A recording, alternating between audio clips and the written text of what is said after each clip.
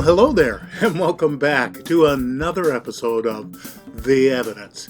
This is your buddy Dave over Mars X3D, and there's an older gigapan by Thompson of Sol 467 Curiosity, and it's a nav cam, so it's black and white, and it's not really great focus, but boy does it have some great anomalies in it.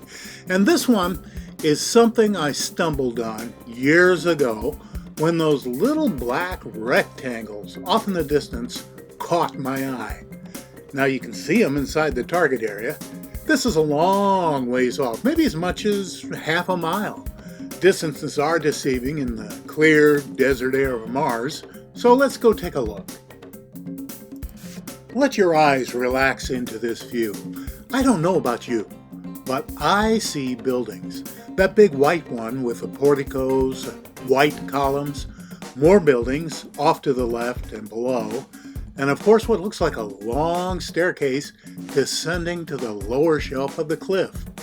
The view from this place must be fantastic, to say nothing of the artifacts that are probably all over the place. And yeah, I know it's blurry. The nav cams are low res, and this is a highly magnified portion of the image, so this is about as good as it's going to get for now. I can't help but think that NASA has high-res classified images of this and most of the other anomalies they've been cataloging for years. Maybe our grandchildren will get to see those images someday. Take a look at this context view. It's an archaeologist's treasure trove of buried and not so buried buildings, and we're going to start off with something I call 777 Dome. As we move in on this large dome, the first thing we see is what looks like 3 sevens carved on the side of the hill. Of course they're not. I suppose they could just be the top portion of the dome subsiding down this hillside, but riddle me this, Batman. How come they're so evenly spaced and so very similar to one another? And what gets me too is that beautiful, flawless dome. It's hard for me to believe that's natural. And you add in those markings on the side facing us, and I'm ready to put this in the unexplained column. If you're not already familiar with the amazing work of Martine Grainey over at Martian Genesis on Facebook, Martine is a doyen of anomaly hunters. Of course, another way of saying that in Iowa is, if I'm lying, I'm dying. She's the queen. Martine has found and presented more amazing anomalies than virtually anyone in the field, and her mutt is just one of countless jaw-droppers she's discovered. This huge sculpture, if that's what it is, speaks for itself, or rather, snarls for itself.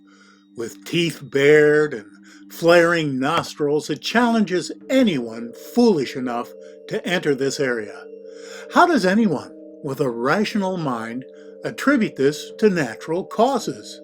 Everything is in place where it ought to be. One day we may have a high-res image of this badly blurred icon, and it may turn out to be nothing at all. But I don't think so. Okay, let's wrap things up with this one. Look at those buildings everywhere, especially the 2 big buildings to the left of the target area. We're just going to hit the high points today, but if you're an anomaly hunter, you definitely want to spend some time in this great gigapan. Let's move in for a closer look. Just look at all the structures and buildings surrounding the pyramid. This was a busy and important area back before Mars got thrown into a blender. Hey, thanks for stopping by and having a look today. There is a whole lot more to come. If you liked what you saw, please consider subscribing. And in the meantime, this is your buddy Dave over at Mars X3D. Be well.